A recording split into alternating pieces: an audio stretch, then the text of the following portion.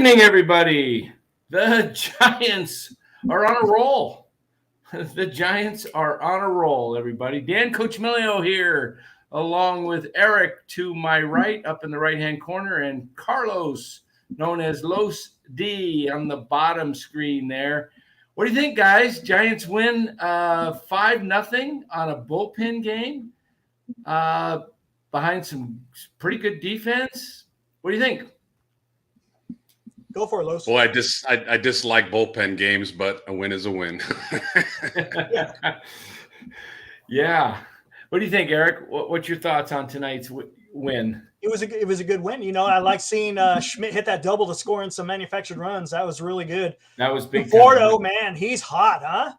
Conforto was up to 239. Yep. He was 175 just a little over 2 weeks ago. He's raised his batting average by almost 65 points. It's unbelievable.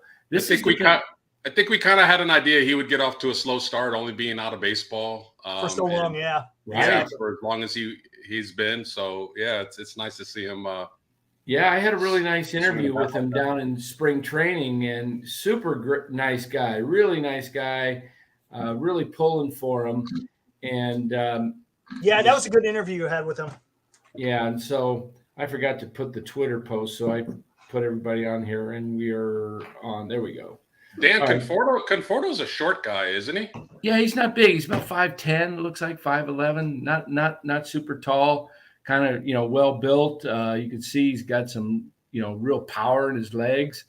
I really think that with him getting going, now the key is getting Haniger going. I mean, you had J.D. Davis going for a while early in the year. He's kind of tailing off. Tyro's slowing down a little bit, which is to be expected. J.D. Davis never been a 300 hitter for, a season. So, but, nobody's a 300 hitter anymore in baseball, hardly. Exactly. Those are rare. Yeah. But just getting some wins. Yeah, MF says the Brebbia interview was fun. Yeah, that was a funny interview. Brebbia is a great guy. Love Brebbia. The guys on the team, I mean, they're good guys. My whole issue with the team has been just the way it's been constructed with all the 4A guys, coming up, going, leaving here.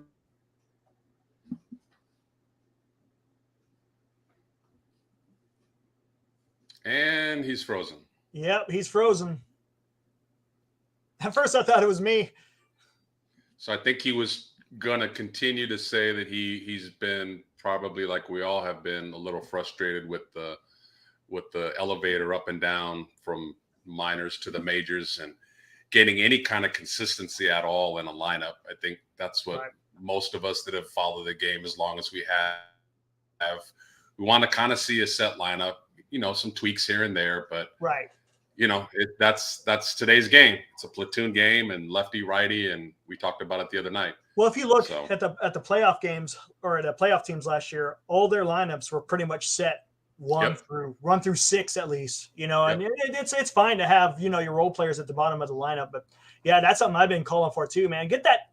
And we talked about this a little bit last time we were on. And, you need baseball's about consistency, and you guys will get hot. Look at Conforto.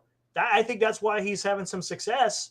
Not only does he, he's got a proven record, but you got to keep throwing him out there. You got to keep seeing pitches. It's the art of hitting is hard. It's really hard. It's not easy. Yeah. So you got to be able to see more live pitching, not from a pitching machine, but from, every pitcher has different angles up here, 3/4, sidearm, lefty, righty. You got to see the rotation, everything. So, I also think guys get pull happy a lot. I mean, I see that across the league. I see guys that consistently try to pull pitches on the outside corner, and they're just rolling over to shortstop or second base. Going with the pitch. Ball. Yeah, I love to see people going the other way because that's how the game is supposed to be played. You hit it where it's pitched. Yeah, my battery. I didn't realize my laptop, my battery was down, and so I just plugged it back in. I usually have it plugged in, but I guess I left it unplugged a little bit last night and forgot to plug it in overnight. So anyway, what was I saying before I just died?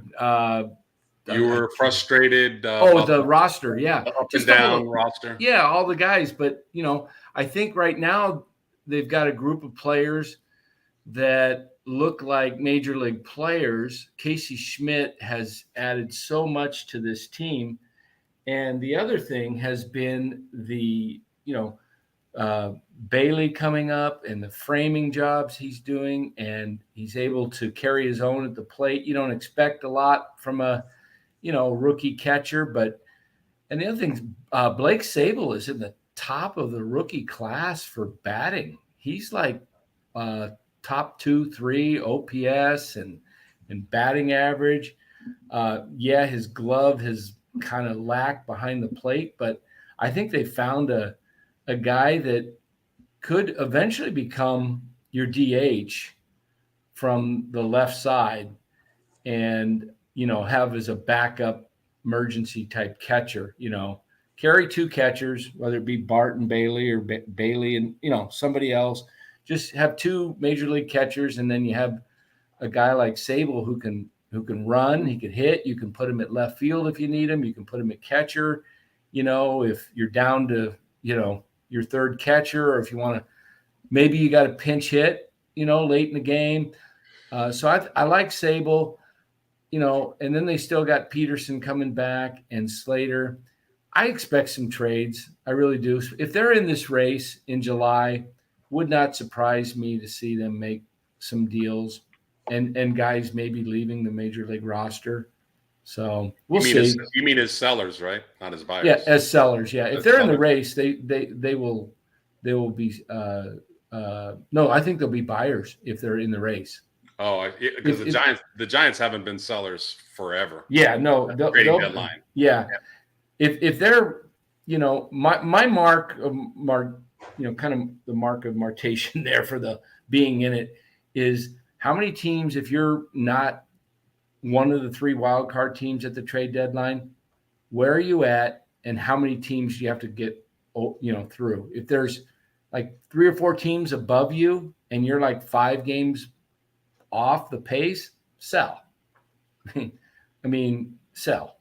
Me and Eric talked about this the other night while you were at dinner, Dan, and it's like, even if they're like close to the wild card and they're right there, do you want them to be buyers and go in and have it legitimately think they have a chance against the Dodgers and the Braves and some of the better teams? Or do you want to keep this youth movement going and, maybe come off of a Jock Peterson who can get you a prospect? Yeah, I don't have a problem coming off Jock if all his Jock is doing is being a DH and is, I personally think over the long run, I think Sable's going to be a better guy that will be a better hitter than Jock for average.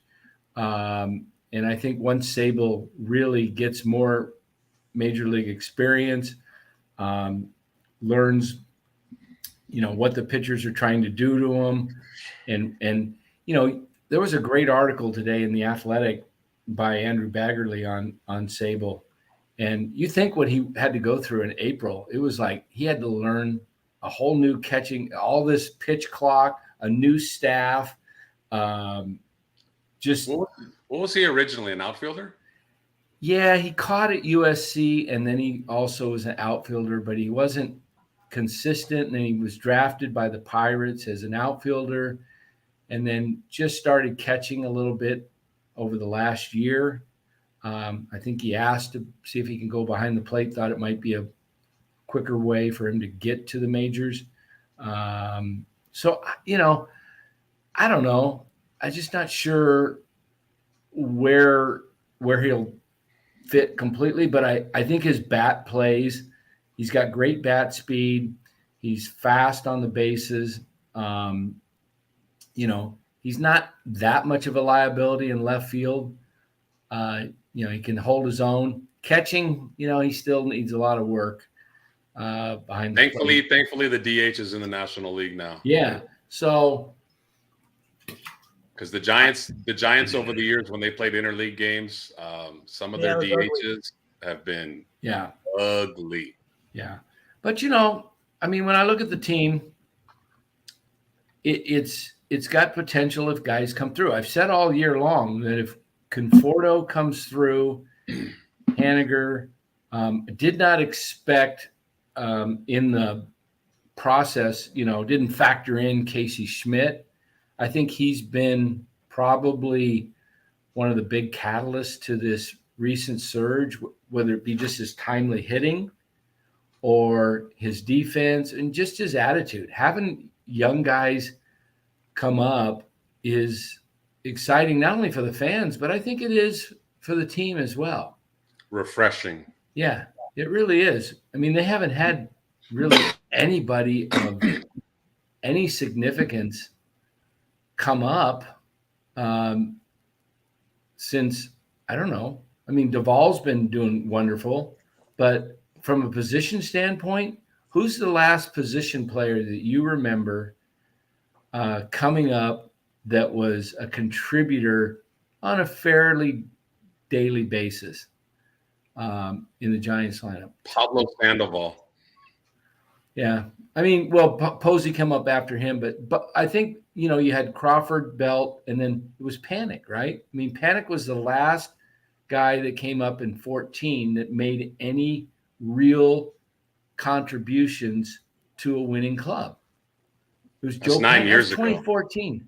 Yeah. 9 years ago. So this has been the frustration, I think, with the Giants fans is, I think most Giants fans understand and will take a couple of years of even, below 500 baseball if they see hope for the future.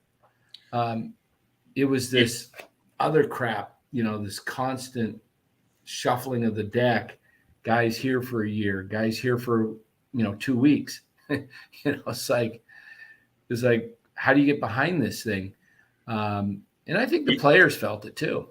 Do you think the philosophy for a long time with the Giants, because, they were in it for, that 5-6 year period, was trade our young guys to get established talent now, to win now? Yeah, kind of like the Warriors.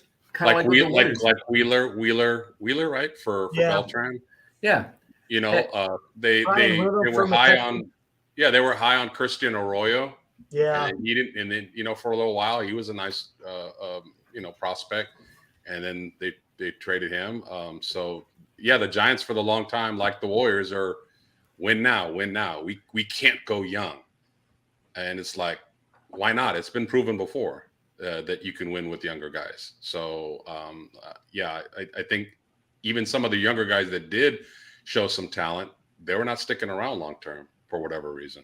Right. And now hopefully they will. I mean, the last guy that, like you said, Brian Reynolds was the last guy that they had in their system that actually was a star. That was a miss.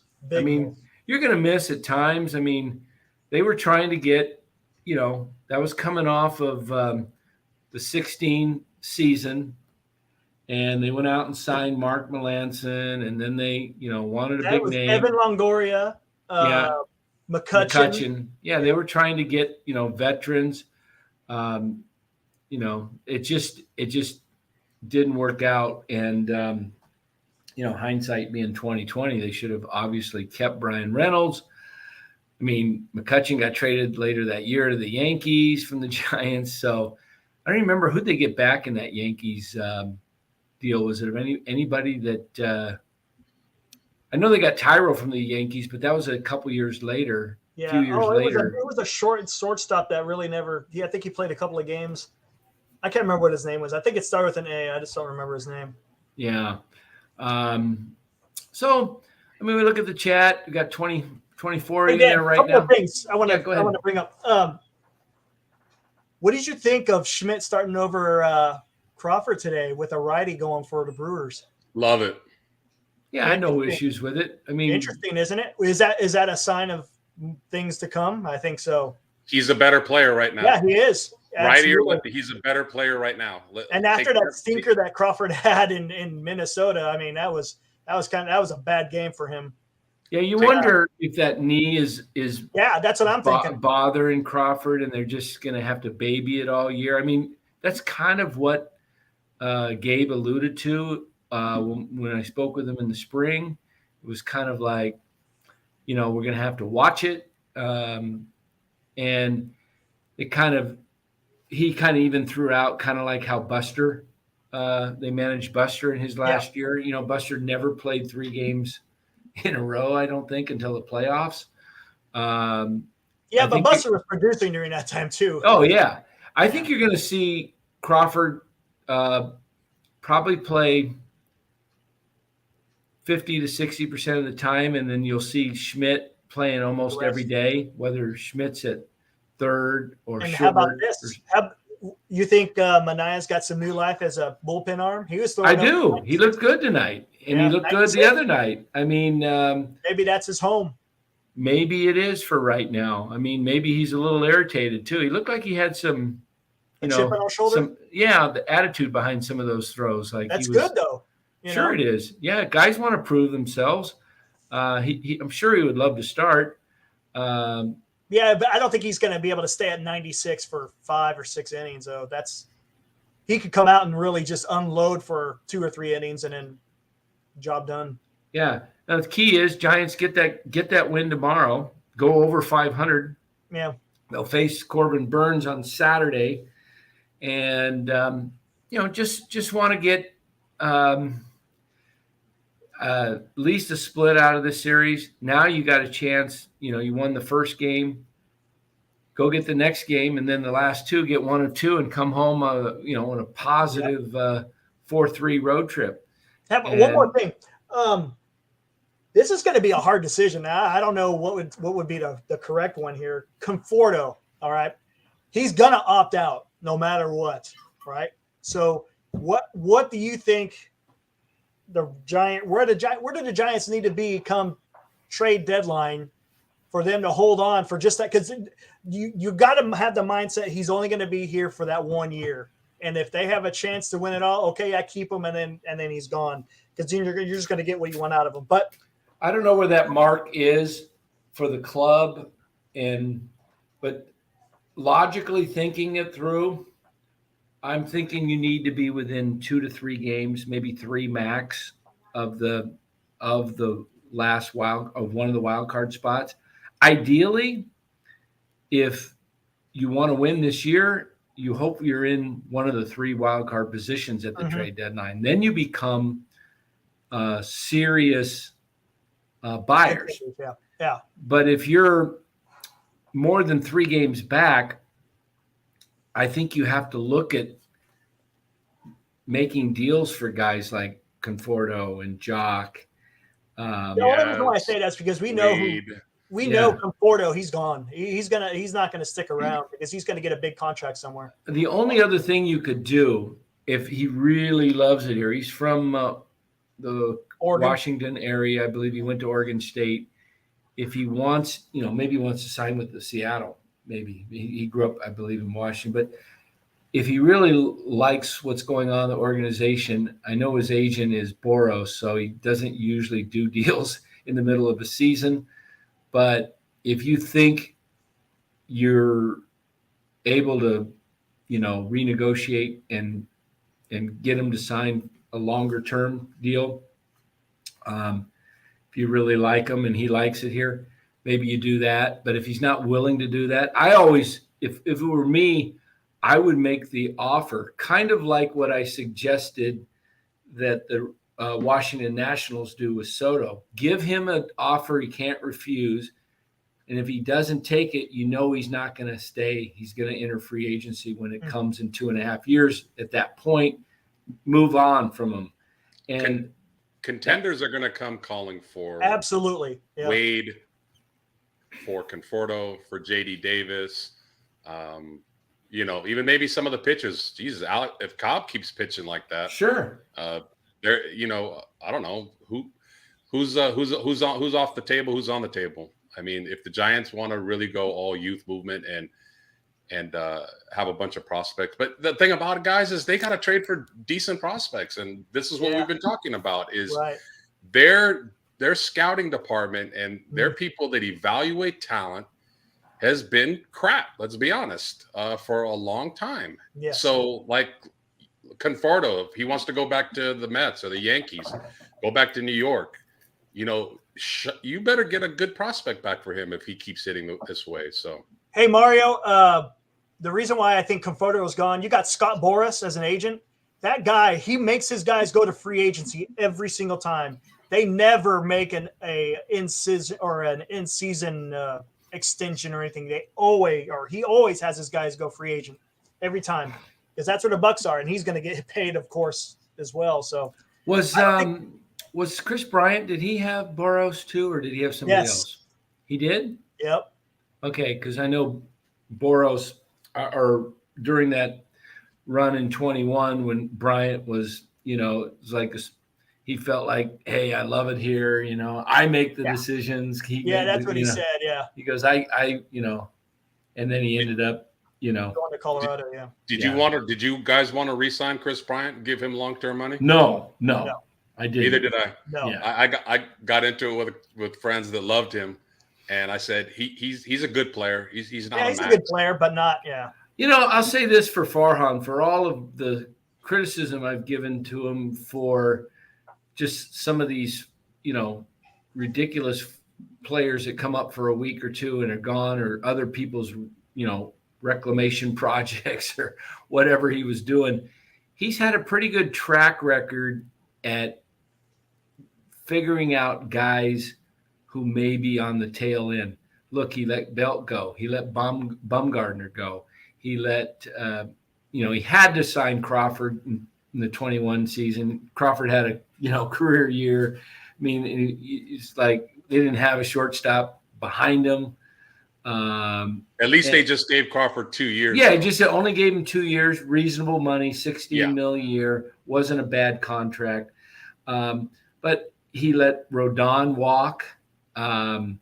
Look at that now. Yeah, he got out of the, the deal with Correa, and, 13 years was just too much. I mean, at the time, Giants fans, I was kind of like thrilled just because, hey, we got a star, but here's the problem, Dan. Here's the problem. The reason why this is happening is because they don't have any young guys coming up. So the fan base are starving for something. Right. Let's go. Bingo. Let's get sign something. And then when you see these signings, like you said, these guys who aren't really here for the long term, here a couple of weeks and they're gone. And then you can't sign regular free agent or better free agents to at least, put a good product out in the field to be in some of these games. And then as we discussed before, you're not having any young guys come up. You need to hit on some of these deals. Yeah.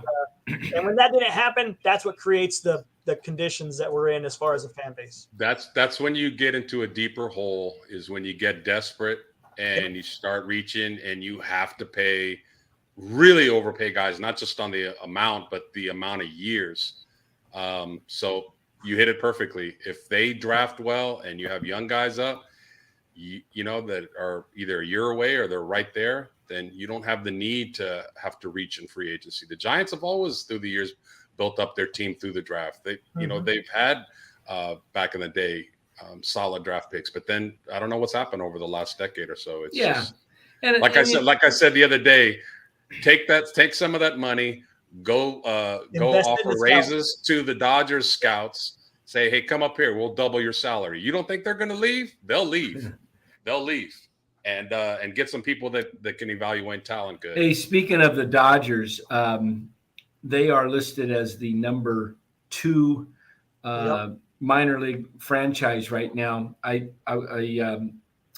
got a deal today. The Bleacher Report updated Major League Baseball farm system rankings as of like right now, just looking at where teams are at. They rank guys as a tier 1, tier 2, tier 3. Tier 1 prospects are prospects who have elite skill sets, all-star potential, This is the cream of the prospect crop. These players currently make up, Bleacher Report's top 100. And tier 2 prospects have a good chance of becoming impact contributors. These are the players who are in consideration for spots on Bleacher Report's top 100 prospect list and could end up there in the future. And tier 3 prospects who profile as fringe MLB contributors as young players who are still too raw to project any higher. This tier represents the bulk of prospects around baseball, though more than a few could climb to the next tier. So I looked at the thing. The Giants are ranked 17th out of 30 clubs. I'm surprised it's that high. Yeah. How many tier 1 prospects do you think the Giants have? In the whole farm system? Yeah. 3. Yep. Can you name them? Probably can. Harrison. Yep. Luciano. Yep. And Matos? No, Schmidt. They had Schmidt still in there. Okay. So this was just I was thinking it was still down there. Yeah, and then they've got only 2 tier 2 prospects, which is Carson Wisenhunt, and Luis Matos. And then the rest of the next 5 are tier 3. Von Brown, Mason Black, Grant McCray, Reggie Crawford, and Hayden Birdsong. Now, the Dodgers have 7 tier 1 prospects. 7. And the Baltimore Orioles have the number 1 farm system, according to Bleacher Report right now, with 8 tier 1 prospects. Dodgers don't even have any tier 3 prospects in their top 10. 7 number 1s and 3 number 2s. And the Orioles have 8, like I said, 8 tier 1 prospects. I think you're going to see the Orioles kind of be like the Astros of the second half of this decade. Might start coming up. Yeah. I think by 25, I mean, they're already producing, having a winning club right now, but the Orioles are primed for this rest of this decade to be one of the top teams in baseball. Dodgers continue to put out farm guys, which makes your comment make all the more sense. Go get their farm director or whoever, their scouts or who's ever getting these guys, player development, whatever's going on to get these guys to be, they're drafting near the last of the bottom of the draft. Exactly. They're at the bottom and they're hitting in all rounds. And I don't know if anybody either on camera or more than likely off camera has asked Farhan that direct question. Like, what are those Dodger scouts doing that the Giants scouts are not? I mean, point blank, because they're hitting almost every year. And they have scouts that have great eye for talent. And, quite frankly, we got guys that are like the Moneyball guys sitting around the table that. And here's the deal. And even more importantly, and this kind of reminds me of what Rothberg says here, talk about prospects being productive in the major leagues. Yeah, some may not. But here's the deal. If you have that many tier 1s, that's a lot of capital to go and make some deals at the trade deadline, because other teams are going to see that and they can get rid of 3 of them. And next thing you know, you got 2 really good players on their team. So, that's one of the reasons why it's good to have a lot of tier 1s, is because you get not only it's great trade, you can trade them for other players. And that's what the Dodgers have been doing. They kept the guys they knew are going to produce and then been able to trade the ones that get. Brings you guys like Max Scherzer and Trey Turner. Exactly. At the deadline. And in response to Roberts, there's no guarantee. Yeah, like we know that. But there's 40 rounds of baseball draft picks. Every draft is like 40 rounds. You're going to tell me in 40 rounds, like you can't get at least 5 to 7? That's a pretty low percentage. You have to hit more than that. Yeah. And the Giants have not hit in the last 9 years. Yeah. Really. And the other thing, Robert, you make a good point about there's no guarantee these prospects will be productive, which is the first time I've actually kind of heard you have some balance, because if I read the rest of your chats, it's all the Giants are going to win, are trying to win it all this year. The Giants are not even playing well right now. Wait till they really get going. Robert, there's no guarantee. They're 25-25. They played 50 games. They still have 112 games left. This is a long way to go. We don't know what this team's really going to look like. So they could go on a streak where they keep playing well, and they could be 8-10 games over 500 in 3 weeks. They could also be back at 5 under in 3 weeks. So let's just look at this and say that potentially the Giants have some guys that if they all play well, they can compete for a wild card. I said that from day one. A lot of people said I was negative because I said this looks like a 500 team at best.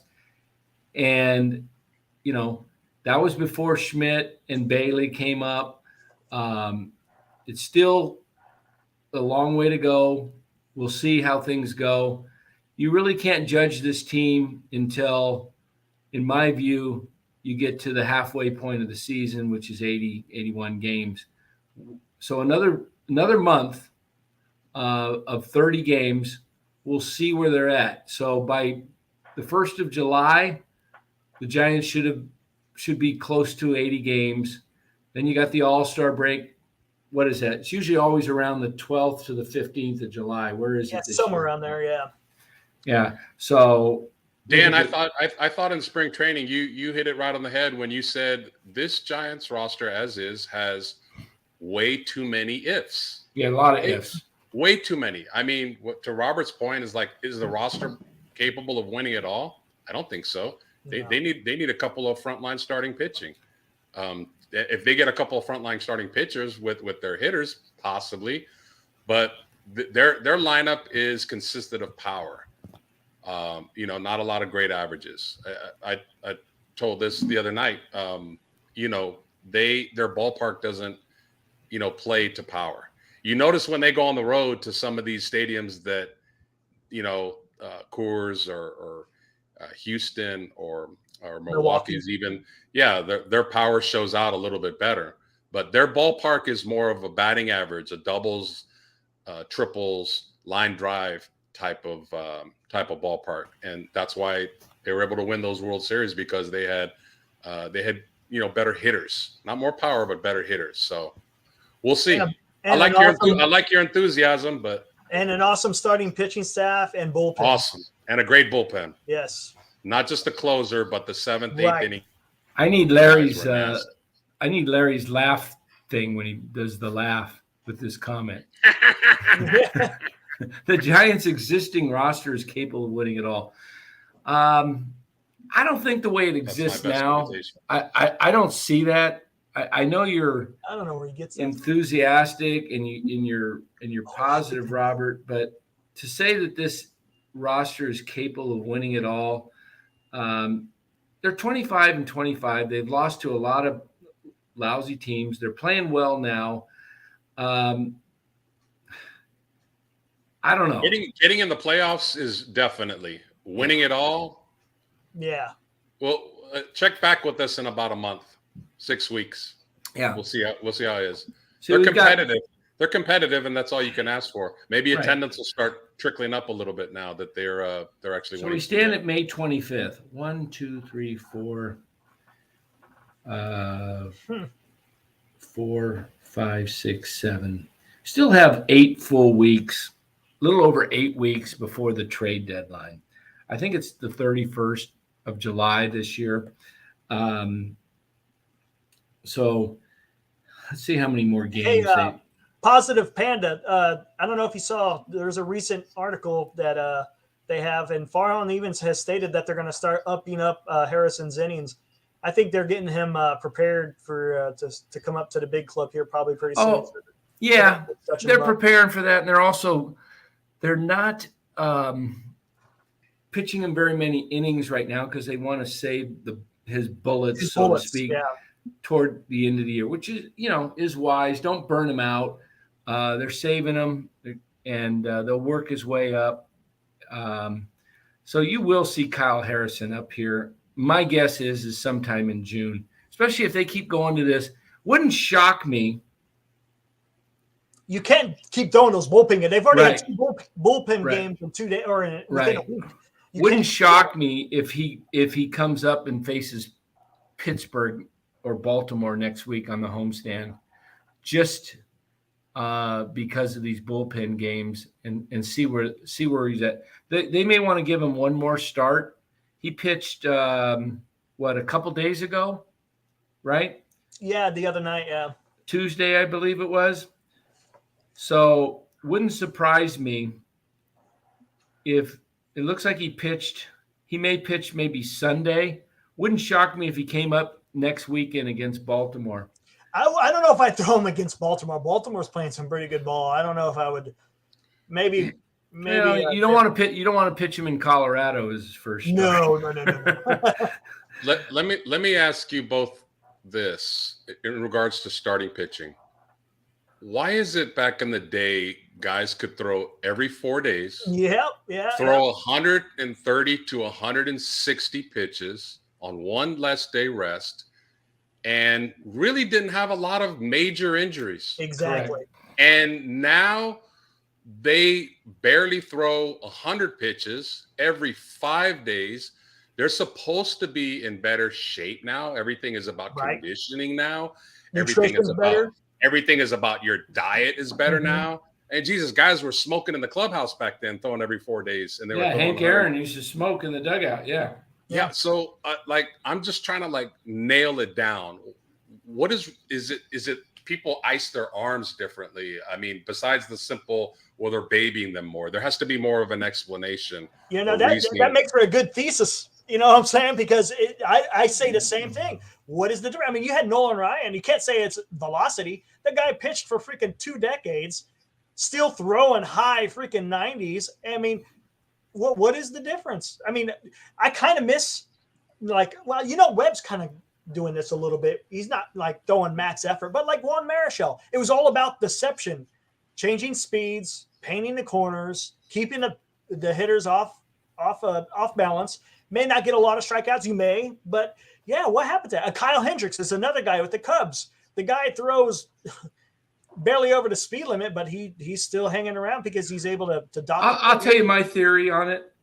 My theory is that guys have gone to the weight room so much and they have maxed out their tendons. They're tight. They're so tight that these ligaments, these tendons are snapping. That's why you see so many soft tissue injuries, hamstrings, elbows.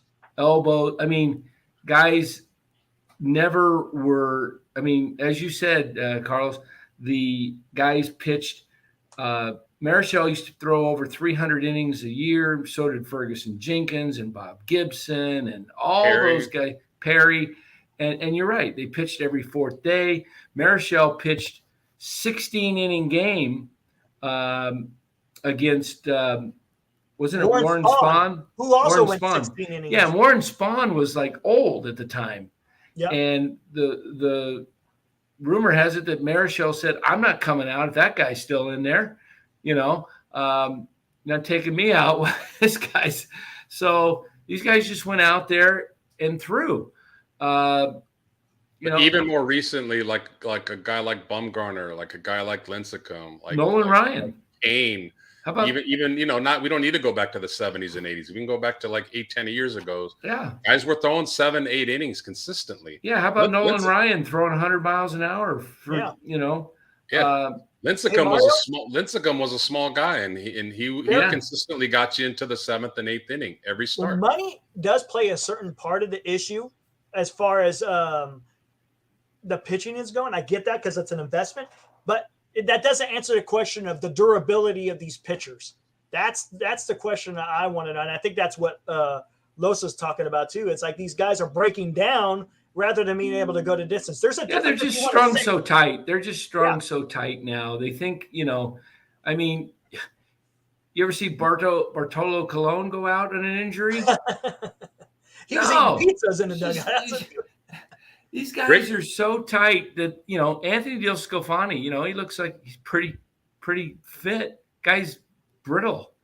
If you were to stand DeSclafani and Rick Russell next to each other, and somebody that never knew baseball and said, pick one of these guys that goes 8 or 9 innings every time. Right. Which one is it going to be? Right. Oh, this guy that's in great shape. No, it's the heavy fat dude that is always giving you 8 or 9 innings. So I don't know if pitching is about being in shape and looking like, Adonis in the mirror. It's about mechanics.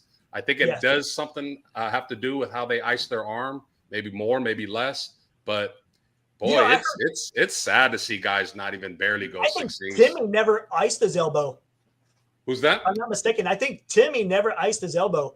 But, if you think about it, a lot of his motion was coming out of his legs, though. That's where he was getting his power, was in his legs. Yeah. So Timmy? Yeah. Yeah. So once he got that hip injury, that's when it was the downfall of him. And to answer your question there, Robert, is there a remote possibility they can win it all if they make the playoffs? Absolutely. If you're in the playoffs, there's a remote possibility. Look at the Phillies last year. They made the playoffs as a wild card. They were the third wild card team. They only won 87 games, lost 75, and they went all the way to the World Series. So the Giants, who won in 10, 12, and 14, were not the best teams in the regular season. They were the best team in 2003 and didn't make it in the regular season. So baseball's kind of funny. It's not it's not like really where you see. It's very rare that the best team in basketball in the NBA does not win. The first one or two teams win it in basketball. So, we may have that this year with Miami Heat if they pull something. Oh, were they playing tonight too? The Heat? Robert chimes in and says 6 innings and 3 runs is a quality start. That's a horrible standard. I hate that. Robert, they're lowering the bar. Yeah. Just like it used to be when I went to school. If you got a D, you didn't pass. Yeah. You had to get a C minus. Now you get a D and it passes. So 6 innings and giving up 3 runs. Yeah, I hate that quality game set. I agree with Robert. So 4.5 ERA is considered a good ERA now. Yeah, that's not in my book. Yeah, you got to be under a 3 ERA to have a really good ERA. I forgot about the Heat and Celtics night. Celtics put a whooping on the Heat. They've won 2 in a row. Miami better close them out Saturday. They better close them in 6. That would they'd come back from 3-0. Woo, wow. Nobody's ever done it. It's 0 and 149.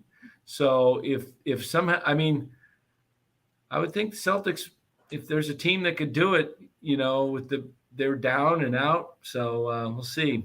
As far as the modern day pitchers, I think the closest one to mentioning, Marichal Gibson and Koufax, Sandy Alcantara. Last year, I know he threw a shit ton of innings. I don't know where he is on track on this year, but he was kind of a throwback. So yeah, it's Garrett Cole's up there. Yeah. Now those are starting pitcher horses. Yes, because somebody earlier mentioned they're making a whole lot of money. Like if you're able to go 7, 8, 9 innings and give your bullpen a lot of time off, you are earning your very, very, very high salary. If you're going 5 to 6 innings and the bullpen has to pitch 4 to 5 innings every day on your account, I don't know. That's average, below average. I have higher standards though, but I'm old school. Whatever. Oh yeah, I agree. Starters, if they can't go 6 innings, man. And I don't understand this 100 pitch thing. Man. Well, that's the analytics getting a little bit too in. Yeah, the 100 pitch thing. Guys ought to be able to throw. If you're getting 5 days off, you should be able to go 110, 115 pitches. Come on. Exactly. You get them out 97 pitches. Can't send them out for another inning. It's just like, wow. And mentally, Dan, think about this. Think about a starting pitcher that goes out to throw the 5th inning. I have to get through this inning to qualify for a win. He looks up at the scoreboard because everything is statistics and detail, and he sees, oh, I'm at 82 pitches already. I mean, they're like in the back of their mind, they're supposed to be winning the game. They're supposed to be doing their job, but in the back of their mind, it's like, I'm not going to get this win unless I get through this inning because they're going to take me out at 90 to 100 pitches. You don't think that factors in? I do. Oh, yeah. Oh, yeah. And these guys also, I think if you constantly never push it past 95 to 100 pitches, when you do go over that mark, they haven't really stretched you out. Think of all the pitches they throw in the bullpen. They throw for 20 minutes, a starting pitcher, to get ready. He throws probably 50 pitches or so, maybe more. I don't know. Then he's throwing pitches in between innings, warming up. I was just going to ask that. It just kind of crossed my mind. Like, on average, I don't know if I've ever sat there and watched and counted, but how many pitches does an average pitcher take to warm up in between innings? 7. I think About it's 7? I think it's 7 or 8 they get. Yeah, there's a max they get. I think it's 7. So if you go 7 innings, that's another basically 49 pitches that you're throwing. I mean, you're not throwing at full velocity, but nevertheless, that's still more taxing on your arms. So I don't know. It'd be interesting to see can you guys get by with 2 or 3 pitches to warm up in between innings. That way you can give us another 2 innings. I don't know. Yeah. I don't know. Yeah, I think they want to keep that arm as warm as possible. Yeah, you never want to get that arm. If you have a long inning, you're at the plate 20 minutes. Yeah, I mean, they ought to have situation. I know they probably do at home, but go down and throw some pitches just to keep your arm loose, because that's a long time to sit, 20 minutes. That's why rain delays, guys, sometimes they don't come back out to, if it's an hour long rain. Back in the Candlestick days, a night game, you might need 12 pitches to warm up. Oh, gosh. Yeah. Those are cold nights. Very cold. Yeah. It's so easy to warm up when it's 100 degrees. I mean, you get so loose, not only your arm, but your legs, your hamstrings, everything gets loose really quick when it's warm. But I'm just surprised, when I played, I stretched a lot before I went out. I had a pulled hamstring once and I never wanted that again. How did you get your hamstring? Because I got mine trying to steal third. I don't even remember if it was just in practice, what the heck I did, if it just got sore. I don't remember it just pulling, but I kept playing through it. And I actually had to run like Ron Say, the Penguin. I just never bent my legs. I just kept it straight and I just ran that way. But that's an ugly run, Dan. It is an ugly run, and the Penguin. When you guys talk hamstrings, I keep always thinking about Larry's story about how he pulled his double hammy when he God! I pulled both hamstrings on the swing. My goodness! Who did that? Larry Kruger. Yeah, Kruger. He pulled both of his hamstrings. Yeah, when they were hitting home run balls at AT&T. I'll tell you, pulling a hammy sucks, but. And the next one that I hate is a pulled groin. Yeah. Oh gosh, that takes forever to heal too. I was listening to the game a little bit on the radio, and at the time that I tuned in, FP was talking about that umpire. He's actually a AAA umpire, I guess, and he's saying that the reason why his strike zone the way it was is because they're doing the what do you call it, the automated strike zone. So he hears the little buzzer in his ear or whatever, and whether to call a ball or a strike. But he was saying, even though the computer's helping, you're watching the game, you're watching these pitches. So you're getting an understanding of what the strike zone is for the computer. So that's maybe why he had a tight zone. And And again, that's coming from FP. You remember when you played Little League, how the home plate umpire was behind the pitcher? Oh yeah, not behind the plate. Not behind the plate. Yeah. Well, when I play, they were behind the plate when I played, but I think in younger ball, younger ball, not high school, high school. Yeah. But I just don't understand. I watch guys. I was at every practice in spring training, and I watched guys just go out there and they would stretch. They wouldn't even really do a real stretch. They just kind of go out down like this and then just do this, and then they'd start jogging. And if you take 10, 15, when I played football, I mean, we stretched for a long time and made sure you didn't pull a thigh muscle. You had your knee and you were laying on your back, and had your knee bent and your thigh up, your foot behind you, kind of where you stretch that, that thigh muscle. And then you also stretch the hamstring and the calf. And man, I just think a lot of injuries are avoidable because I just don't think these guys and they have all these amazing trainers and therapists. And I just don't understand why these guys don't take 15 minutes to really stretch out their muscles. And then you got to stretch between innings after you're sitting down, get back up, because what pulls muscles is generally a fast, sudden movement or something where, you try and really turn it on. If you're dehydrated too. Yeah. Got to drink a lot of water, Gatorade, whatever you got to do, stay electrolytes, stay. I remember listening to Michael Jordan give an interview about when he came back from playing baseball in mid-season with the Bulls, and they lost to the Magic in the playoffs. He said, "I still had a baseball body. I didn't have my basketball body yet." And then the next year, after he had a full off season, he trained, but he never got into specifics about it. I always kind of thought that was an interesting comment, like how two separate sports could be like maybe baseball, you need to be a little bit more leaner, maybe not as muscular because you could pull things. So I remember him distinctly saying that I had a basketball body, not a baseball body.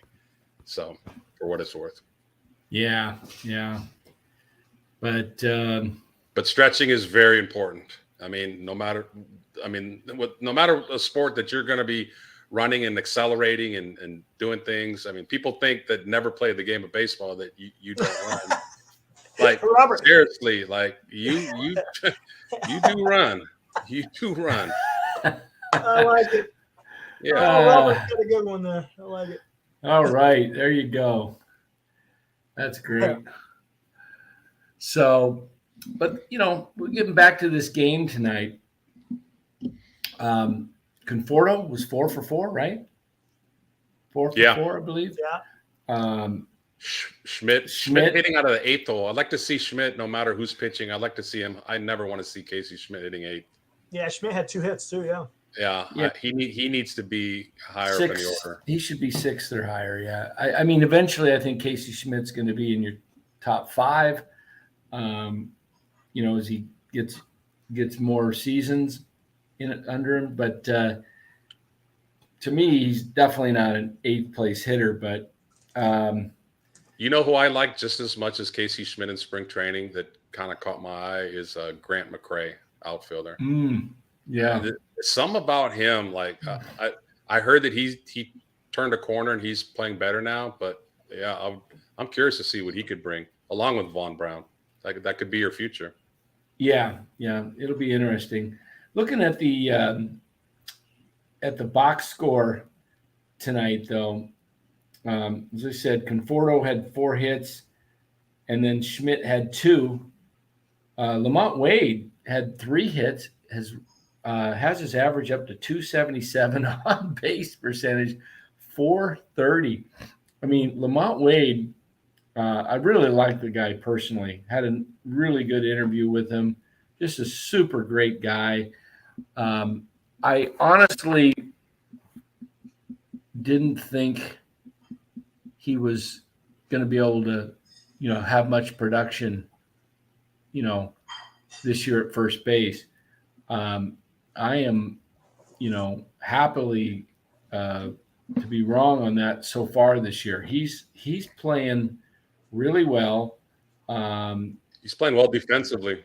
Yeah, That's where I thought he would struggle. He's a shorter first baseman. Yeah, he is. I like my first baseman tall, so some of those errant throws. Right. Yeah, he kind of has to stand on the bag to get a little extra height. Right. He can, but he could pick it. And he's got a really good glove. So Wade is there's a few guys that have been nice surprises.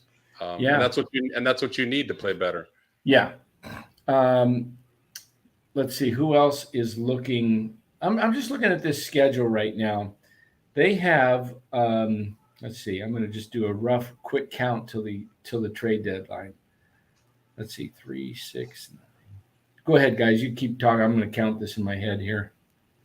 No problem. Hey, Rothberg has a question asking can you give our candid opinions on Kapler? Honestly, he's an analytical guy. Yeah. Through and through.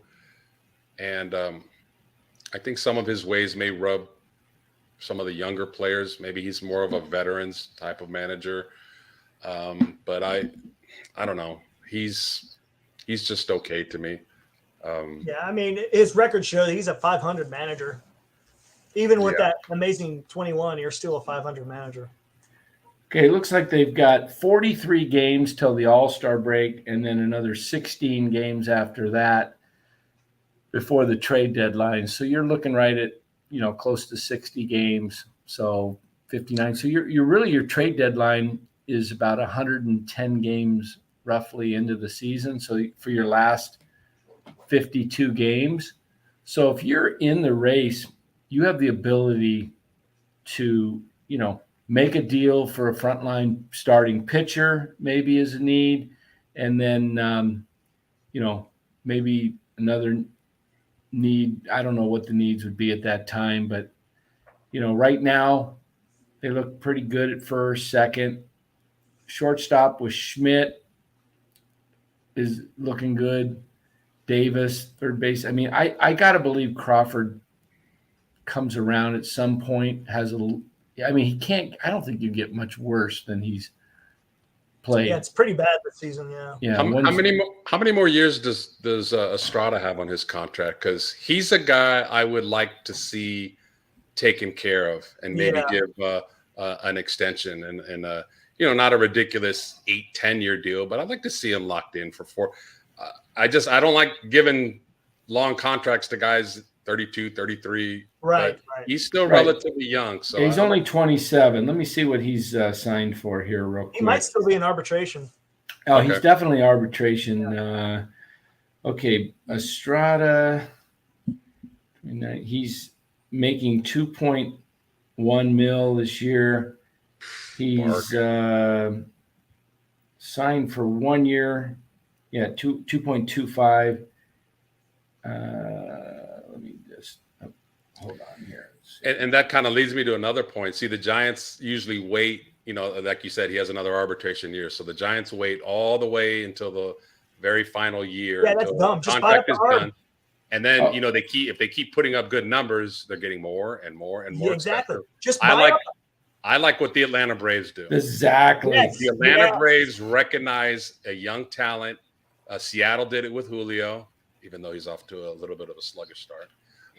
He's not a free agent until 27, Estrada. Yeah, just buy out his ARB years and maybe 2 years of free agency. You're good. So right there, Dan, if you're Farhan, do you wait until Estrada's 27, a couple more years till 2027, puts up more good numbers and is going to cost you 15 to 20 million, or you could probably get him for maybe 10 to 12 right now? I don't know. I'm just kind of throwing out numbers. If you kind of seen what you're getting from him, he's still young. Would you lock him up now, or would you wait? He's got arbitration. He's got $2.2 million right now. He's got arbitration year 2 next year, 3, and then he becomes Oh, and then he's got arbitration year four. So he's got 3 years of arbitration. Then he becomes a free agent when he's, let's see, 28 season, 29, 30, 31. Yeah, they're I almost would just kind of run the table with him. They might milk that all the way to the end, maybe, and then say, At 31, I don't mind signing a guy maybe up through 33, but hopefully what you have is you have guys in the system that could come up and are going to come up and take that spot. But it all goes back to drafting well and developing guys, because if you got guys behind you, you can let those guys go. Look at Chris Taylor. He's having a horrible season with the Dodgers. And he signed that big money. He signed that 4-year deal for $60 million. He got $15 million a year.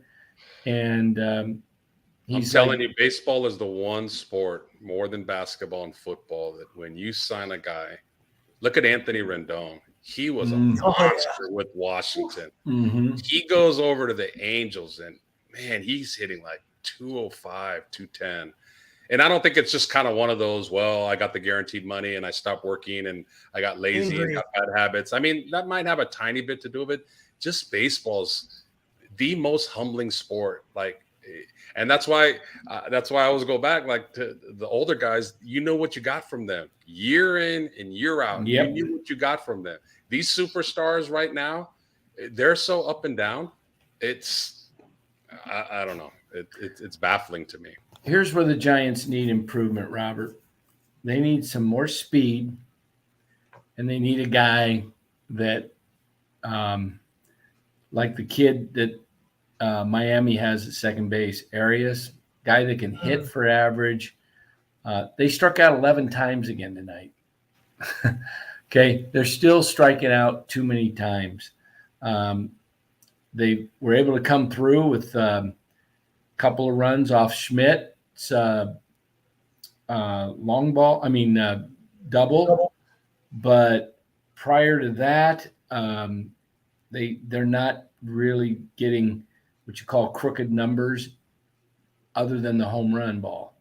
Tonight, Conforto had the long bomb, which was just majestic shot. But I think they need a guy that's in the outfield that can hit you 300 and get on base, 360, 370 percentage up there with some speed. Sounds like Matos. Could be. I don't know if Matos' swing is good for that ballpark. Yeah. He's a gap hitter. He's going to be able to get you a lot of doubles, triples if he, with speed. So we'll see where that leads. That may be the guy. But this year, if you said, what do they need that they're lacking? I think it's that outfielder that you look at their outfield. It's basically Yaz and Haniger and Conforto, and then Slater when he comes back. And then, Sable's kind of out there. I don't know.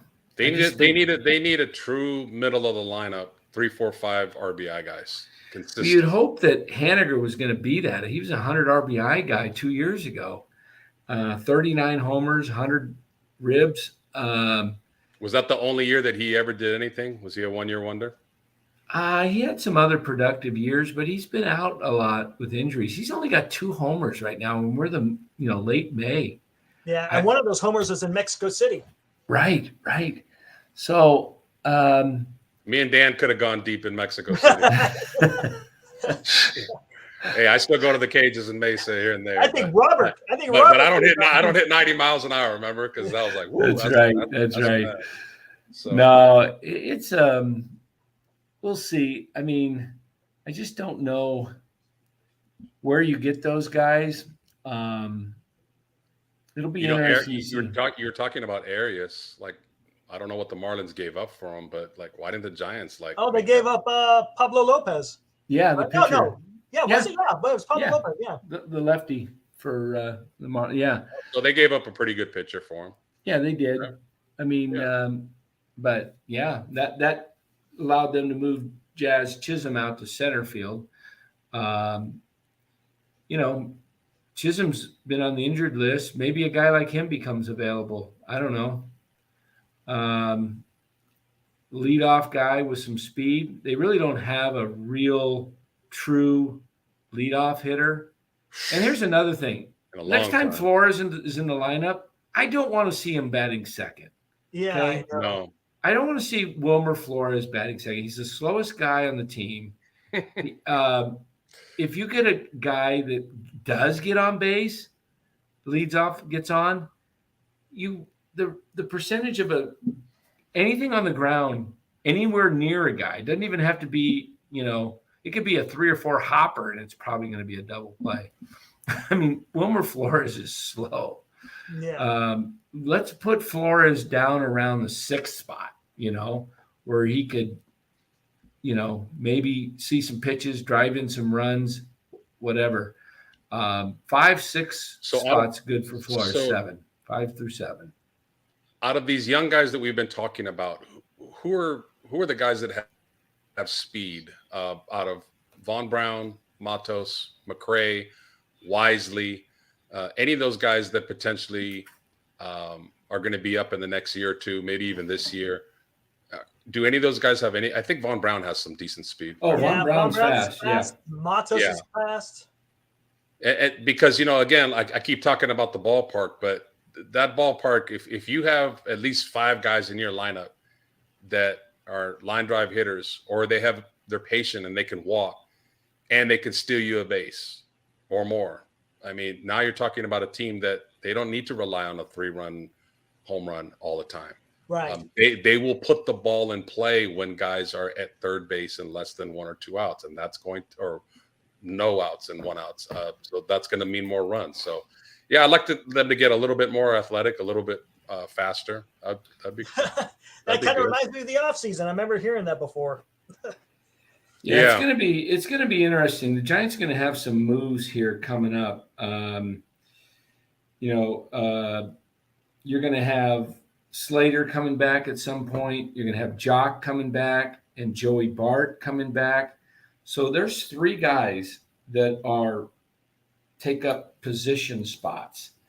So logically, I see Wisely going down. Maybe Bryce Johnson. There's 2. Damn, I like Johnson. I like him on the team just for defensive purposes and pinch running.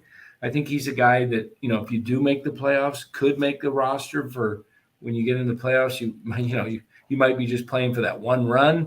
Late game defensive replacement or pinch runner here and there. Right. But I know that they're going to keep Sable. They're not going to give up on Sable at this point because he's hitting very well. So who are the guys that you see? I mean, I named Wisely, and let me look at the current roster, 26-man active roster. Hey, Robert, here's the problem with Slater. There's a couple of things, actually. I don't think he's going to have the speed like he did. I mean, he's battling a hamstring. He's been battling a hamstring for a long time. So if he tries to overdo it, he's going to wind up blowing that thing out again. And he may be forever damaged because once you hurt your hamstring, I mean, it's a rough go, especially in the middle of the season. And, the guy just can't stay on the field. He's doing great against lefties, but man, I don't know. I think I've kind of had my run of Slater. I'm 100% with you. I think very easily, I think you could see Slater traded if anybody will take him. Yaz, definitely. JD Davis, Conforto. I mean, that's a good part of their lineup. Yaz and Slater have been here for 3-4 years now, and I'll tell you, this is where a trade could come in, guys. It really could. You could see a trade for. You could see maybe they trade Jock, maybe they trade Slater, maybe they trade Bart. Yep. It depends on what they're looking at. I do believe they want to keep Sable for the full year. and somehow, there's certain things that you can do if you're not ready to make a trade at this point. If let's say that Slater, Jock, and Bart are all ready to come back, sometime in the next 2-3 weeks. What positions would you like coming back to the Giants if there were prospects for some of these vets? What position would you be targeting? I'm not worried about third base or shortstop. Second base seems. I'm thinking first base, outfield, and starting pitching. Yeah, those are probably those three. Yeah, starting pitching, you can never have enough starting pitching because those are guys that you can always use or use as trade. Starting pitching, outfield because I'm not worried second, short, and third. That seems to be covered, with Estrada. If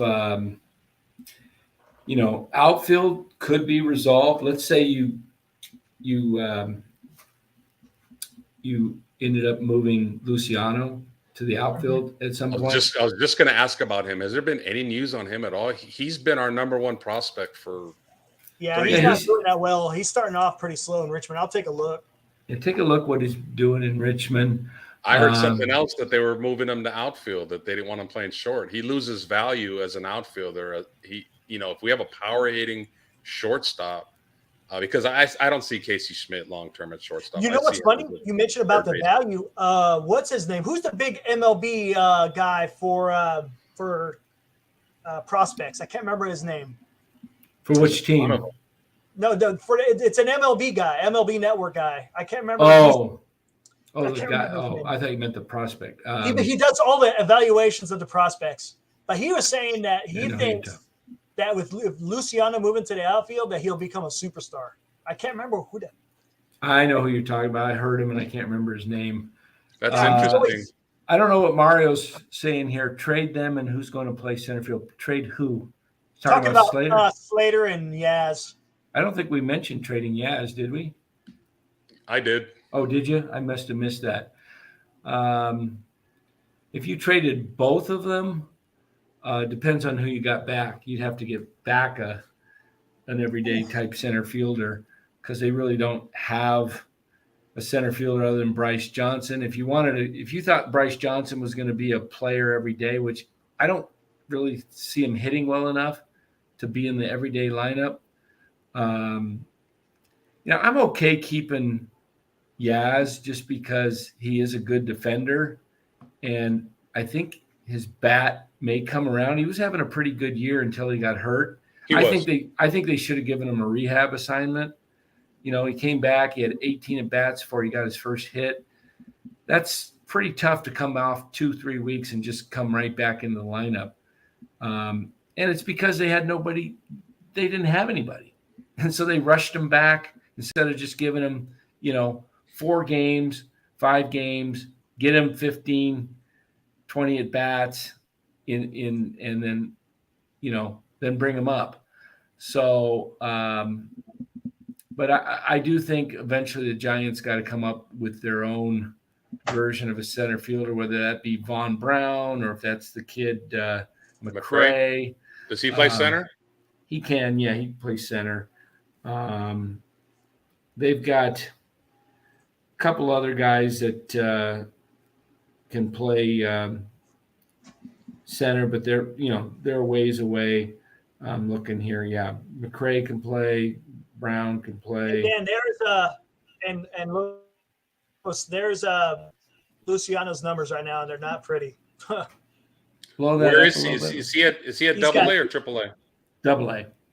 He's double A. He's got 62 at bats with 24 strikeouts. 24 He's got 4 home runs. 24 strikeouts. Yeah. Yeah, they'll have to correct that and make some adjustments. He's too talented. I've watched him play. Right. He's too talented not to get it. He takes he may be trying too hard as well. But Yeah, let's see. What else do we got here in the chat? Yeah, Tyler Fitzgerald. He has been promoted to AAA. He's playing well at short. Yeah.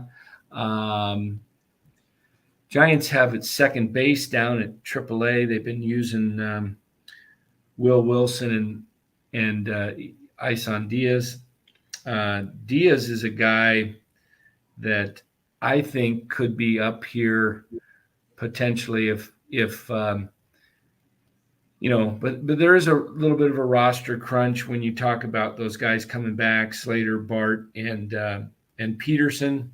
So I think logically looking at it, you're going to see. I got to believe it's Bryce Johnson and Brett Wisely are two of the position players that go down. The other situation that you might see them do is you could see, Crawford's knee's a little aggravated. We're going to give him 2 weeks rest. Put him on, let him get the knee better. They put him on the IL, which is something that would obviously be another just buying time. I don't think they'll send down Patrick Bailey. Hope not. Yeah, I like his catching. It's really nice to see. He stole some strikes tonight again. He frames pitches really well. Yeah. So we'll see what's happened. Webb was supposed to pitch today. Robert Rothberg, Greg Webb. Did they move him to tomorrow or Saturday? Let me look.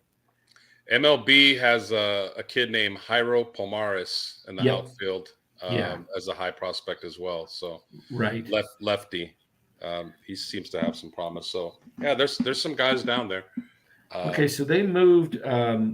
They got Wood going tomorrow night. They moved Webb to Saturday. Interesting.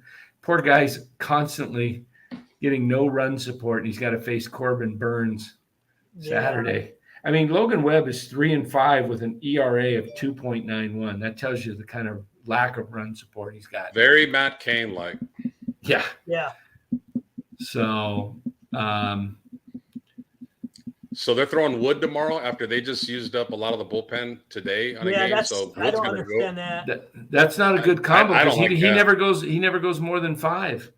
And now you got Stripling on the IL, so you don't got another long guy to go to. Oh, they'll do Tristan Beck. Yeah, they got Beck, and then they've got the kid Walker that can go a couple innings. They've still got who pitched well tonight was Taylor Rogers. He's starting to pick it up. He didn't he have 3 Ks tonight? I think so. Yeah. He struggled for a little bit. Yeah, he struggled in the beginning. But he's been coming on. Yeah, he's coming around. Let me take a look at this. Who do they got in the bullpen that did not pitch tonight? I know that Duvall did not pitch. Both Rogers pitched. Beck and Walker. They're going to need. And Waits. Isn't Waits on the roster still too? Oh, I don't even know. No, he's not. He's not. Did they put him down? He's not listed on the active roster. Maybe he went down because Bailey came up when Bart went down. I don't know. Maybe when Walker did he go down when Walker came up? Maybe. Yeah, I actually can look at the transactions right here. Let's see. Who's the guy from Kansas City that's supposed to be our long reliever? Is he hurt? Junis. He pitched today. He did. He pitched today. Also, that's our guy to go like 3, 4, 5 innings. Yeah, check on Luke Jackson what he's doing. He's been on a rehab assignment. I'm not sure if he's where he's pitching at. If he's in. He's in SAC, I think. Is he in SAC or San Jose? I don't know where they had him. Oh, you know what? I think they did have him in San Jose. Let me see. Let's see. Will Bednar. Cole Waits is showing on the Sacramento River Cats. Yeah. Yeah. I think his name is Will Bednar. Is another big kid, righty. Yeah, I think he's still in San Jose because it shows on the Sacramento website that he's on a rehab. So I'm guessing it's San Jose. Bednar has that Matt Cain type of body, a guy that looks like he can give you 7 innings easily, but I don't know what's going on with him. He was a very high draft pick. I want to say first or second rounder. So Yeah. again, getting back into the scouting, these guys that was a few years ago that he should be getting close to getting up here. Luciano's really disappointing because he was our one superstar. He was our Julio Rodriguez, so to speak. And just, I don't know, he's regressed the last few years. Yeah. I mean, Matos definitely could be the center fielder for the Giants sometime later this year, or probably more likely next year. He got 2 more hits tonight, I believe. Let me see what's going on in that. I actually. Heliot Ramos is another guy that he was supposedly tweaked his swing and was making progress again, but he's on the 60-day IL with an oblique. I think the organization is really down on him. I don't know if he has much wiggle room left. Yeah, I was pulling for him, but I don't know. Yeah, he has, and he's only 23 still. So to me, he's too young to give up on. 23. So Giants Sacramento's getting blown out tonight, 11-2. They were down like 5 or 6-0 last night, and they came back and won in 10 innings against the Dodgers OKC AAA team. But looking at the Giants AAA, Matos is 2 for 3. He's batting .343 right now. Fitzgerald, the shortstop's 1 for 3, hitting .294. Villar, 0 for 4 tonight, .250. He got the game-winning hit last night in the 10th. That's a guy I really expected some things from this year. He had that Matt Williams when he first came up disease of just chasing sliders and curves in the dirt. Colton Welker, he can play first base and third base. He's hitting .305 down there. He's not on the 40-man roster. So a lot of these guys are not on the 40-man roster. The only guys in the lineup that are on the 40 are Matos, VR, and Matt Beatty. So they have to make moves if they want to bring in other guys, up on, to the 40 to bring them up on the big league club. So we'll see where this goes. Matos got wow, nice. 2 stolen bases. Stole second base and third. Nice. It must have been early in the game when it was still. Let's see. Luke Jackson is at AAA. He's got 2 1/3 innings pitched, 5 strikeouts, 4 walks. Okay, 4 walks, 5. 2 1/3 innings. Did you say? 2 1/3, and he's given up 4 earned runs. Right? Yeah, 4 earned runs. Yeah, I don't think they're so much worried about the performance as is he Just getting his pitches? Is Yeah. he getting his location? Is he getting, his spin rate, velocity, all Right. that, and then just build him up. My guess is they're probably going to want to see him pitch 7 or 8 innings at least before they bring him up. So maybe another 5, 6 appearances. He's eligible to come off the 60-day IL on the 29th of May. The thing about it is the Giants are finally letting Casey Schmidt play against no matter who's pitching, right? And that's how you develop him. So if you bring up, we were worried about that. If you bring up Matos, like this is the dilemma with the Giants. Like their philosophy is just the platoon system, the analytics, by the book. And you bring up a guy like Matos, he can't sit. Somebody's going to have to sit. They're going to have to see what they have in him.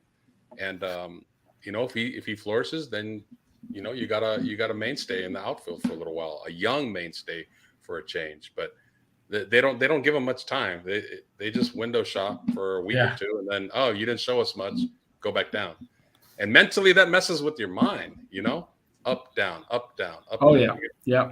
Cameron says, sorry for being later. Am I going to buy Robert's room in downtown? And then he follows it up with, both you and I, Eric, are we going to pay for his hotel room for the parade? if there is a parade, I'll chip in too. Oh, that would be great. Robert Rothberg on the float, getting up there with the big speech.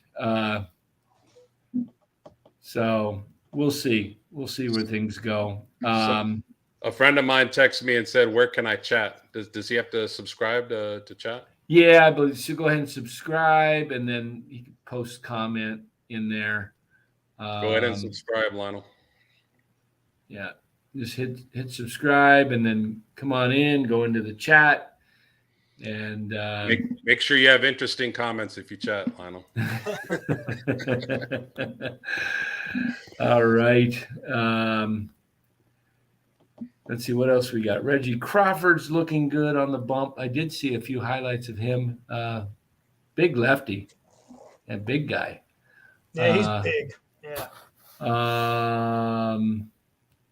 Let's see what else we got. Who is that guy? Mark Graves. Have him hit the like button as well. There we go. Dan, out of curiosity, do you have in front of you the stats of the Giants' home and away record? I'm just kind of curious. Like, if I had to guess, I would say they have a better road record than they do home. No, actually, reverse. Yeah. They have a good home record? Okay, good. Yeah, their home record is 15-11, and they're 10-14 on the road. Surprises me just a bit. So get that road record up to 500, and if you could play, let's see, I think it's, what's the percentage? 15. You want to play about 620 ball at home. That'll get you 50 wins at home. And 500 on the road. And you'll make the playoffs every year. You'll be 91 wins. And that's the recipe.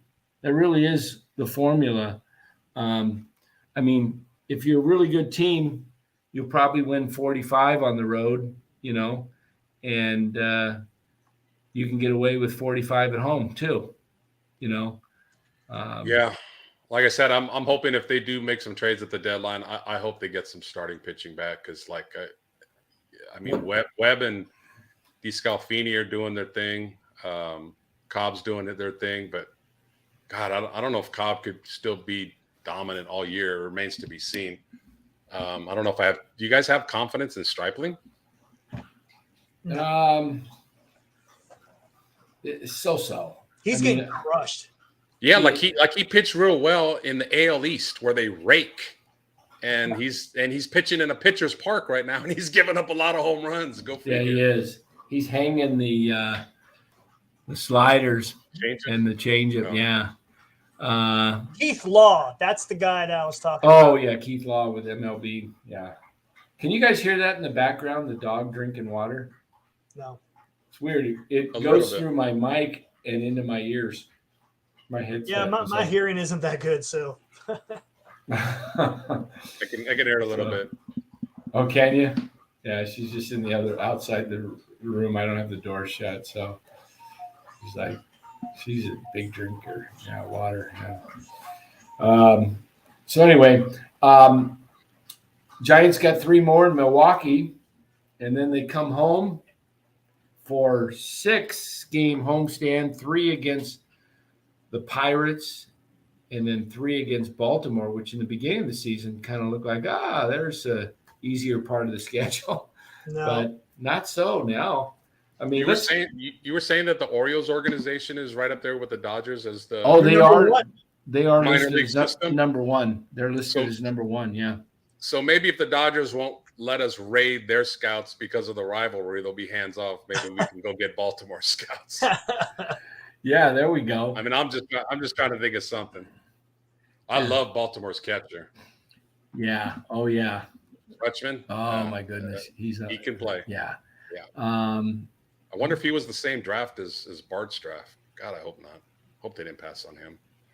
Yeah. Let me see here. Which catcher? In Bart? Rutschman? Oh no, he came after Bart. He came after. Oh yeah. And then there's the kid with the Cubs, Francisco Alvarez. Yeah. He's a big hitting prospect. Baltimore's got Gunnar Henderson as well. Right. He's been struggling. Yeah. He's been struggling, but yeah, that's interesting that the Orioles scouting department is pretty up there. I wonder where the Yankees scouting department is on that list. They're ranked really low, but I think it's because they brought up a lot of their Volpe was like their number one guy, so that really dropped their ranking as far as prospects. So look at the Diamondbacks, Dan. Yeah, 29 and 29 and 21. That's almost 600 ball right here. Look at that. And it's nice to see the Giants above the Padres. And then if we look at the Cardinals, were 10 and 24. Now they're 23 and 29. So they've won 13 of 18. And look at the Cardinals run differential, plus 14. Yeah, that tells you they're a pretty good team. Yeah.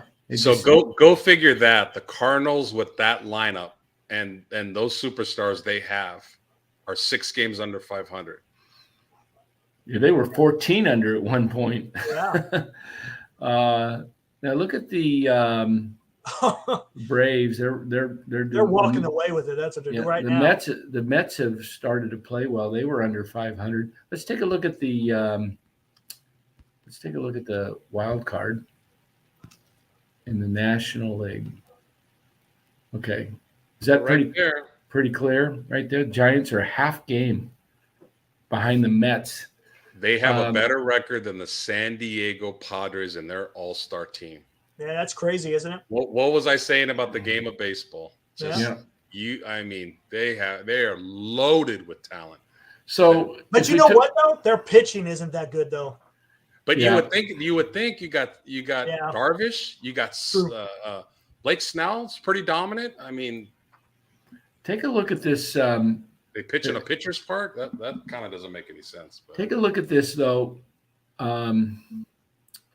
Giants have scored 215, given up 230, so they're minus 15. Yeah, they're minus 12 in there, or minus 15 in the run differential. Yeah. But take a look. Let's look at this. All right, still very early, but the Pirates, you got to believe, are going to fall back. Already have fallen back from their fast start. Right. And then you got to believe the Mets are going to be there. Marlins probably fall back. You would expect the Padres to come up. You expect the Phillies to come up, and you expect the Cardinals to come up. So it's not going to be easy to make one of those 3 wild cards, because now you got the Diamondbacks playing well, which at the start of the season, if you said who are the 3 wild card teams most likely, you would have said the Mets, the Padres, and either the Phillies, maybe the Brewers. St. Louis. Well, you got Brewers or St. Louis going to win that division. I don't see the Cubs or Cincinnati or Pittsburgh really winning the division. So I think, that's where you have to really kind of look at it and say, okay, the Padres are 2 games behind the Giants. The Phillies are 2 games behind the Giants, and the Cardinals are 3 games behind the Giants. Okay.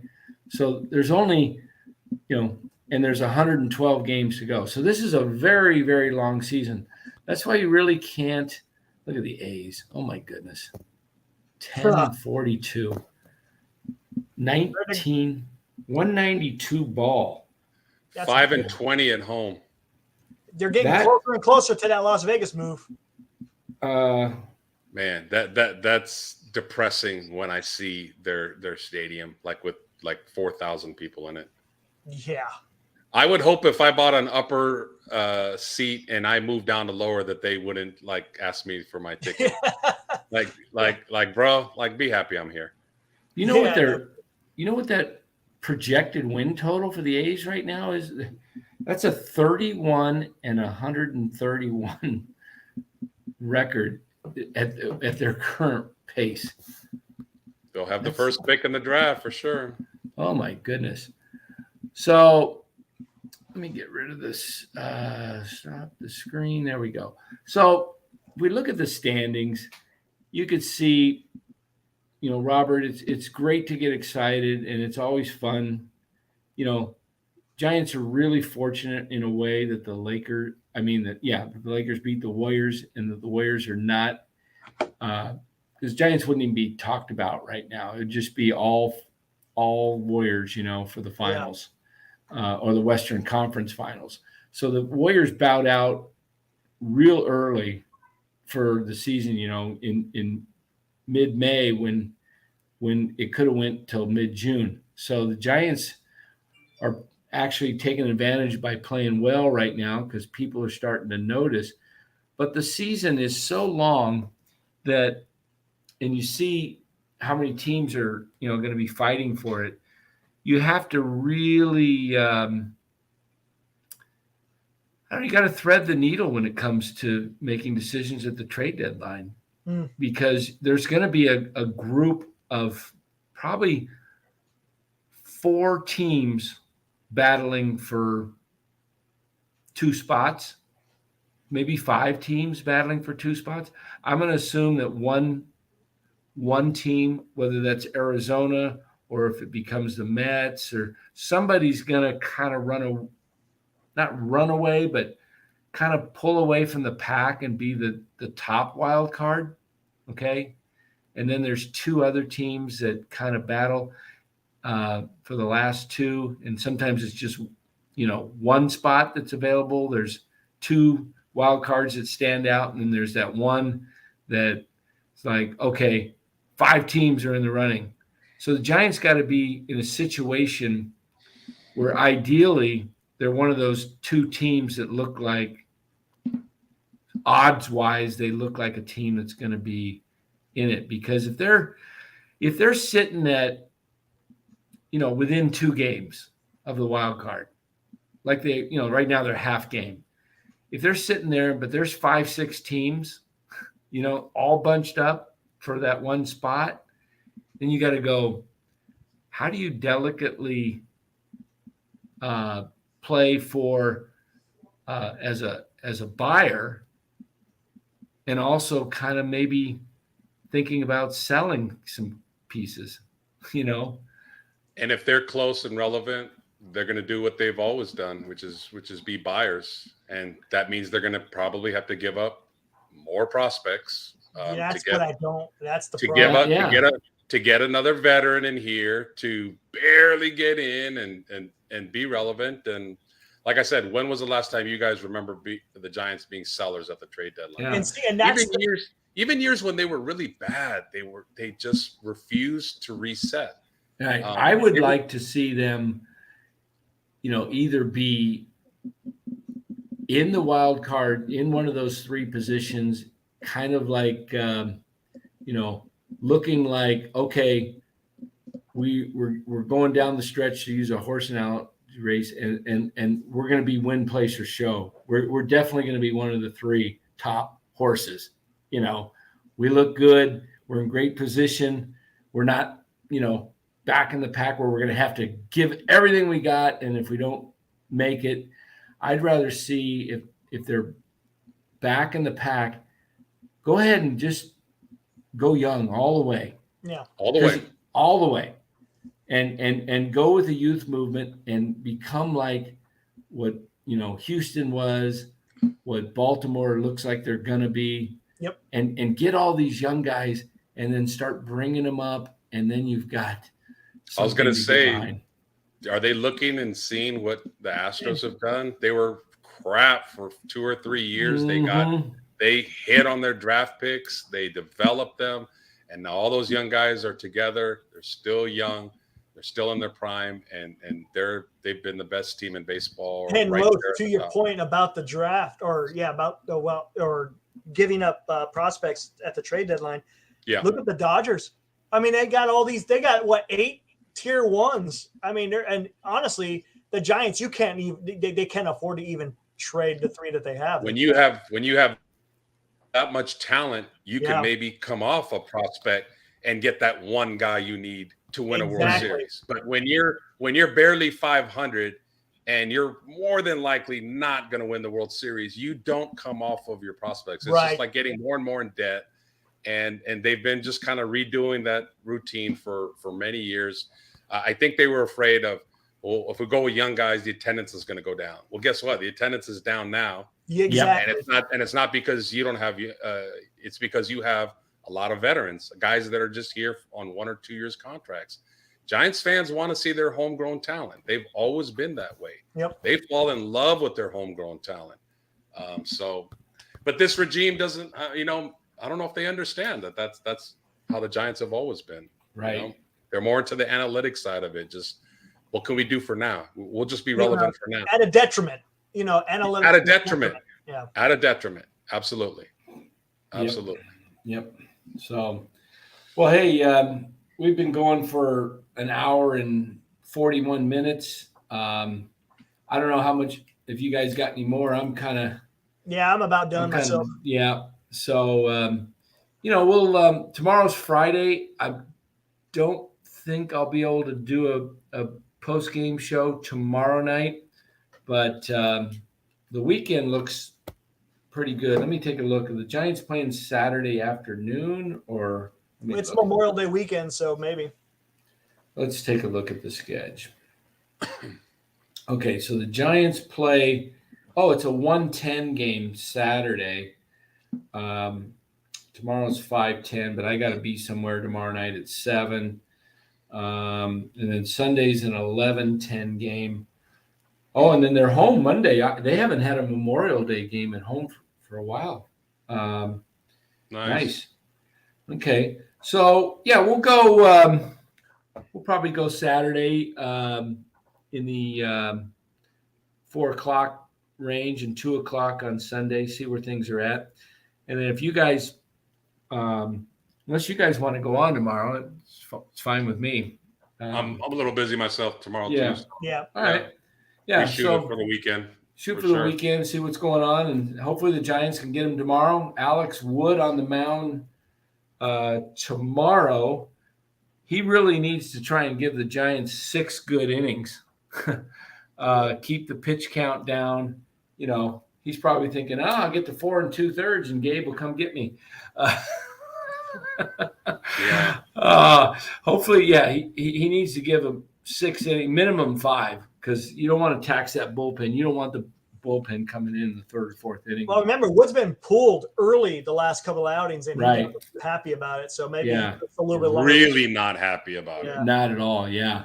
So anyway, guys, thank you for joining. Hit the like button if you're in the chat. It helps with the algorithms. If you haven't subscribed already, hit subscribe. Hit the like, subscribe button. Tell your friends about us. We do cover the Giants. We're going to be covering, when it gets closer to football season, we'll cover the 49ers. The NBA draft will be coming up. There's a lot of stuff to cover. So, but anyway, I'm going to head out now. And you guys have yourself a great evening, and see if the Giants can keep this thing going and get over 500 tomorrow. Have a good night, everybody, and thanks for joining the NorCal Sports Network.